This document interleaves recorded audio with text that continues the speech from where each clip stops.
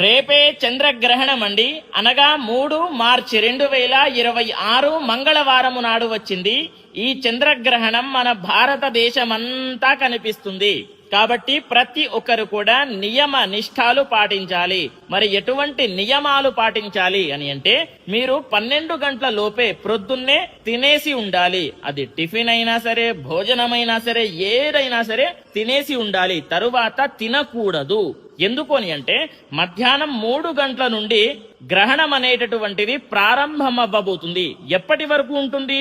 సాయంత్రం 7 గంటల వరకు ఉండబోతుంది.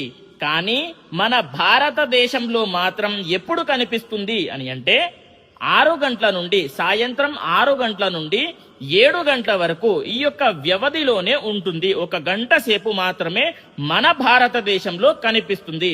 ఇంకొకటి ఏంటి అని అంటే, మీరు తినేటటువంటి పదార్థాలు ఉంటాయి కదా, అది పాలైనా సరే, పచ్చడైనా సరే, ఎటువంటి తినేటటువంటి పదార్థాలైనా సరే దాంట్లో గడ్డి, తులసి ఆకులు, దర్భ ఏదైనా సరే వేసుకొని పెట్టుకోండి. చివరికి మనము ఎప్పుడు తినాలి అని అంటే, సాయంత్రం 7 గంటల తర్వాత గ్రహణం విడిపోతుంది కదా, అప్పుడు స్నానం చేసుకొని ఇల్లంతా కూడా పసుపు నీళ్లతో చిలకరించి ప్రోక్షణ చేసి అప్పుడు తినాలి అనేటటువంటిది అందరికీ తెలియజేయండి.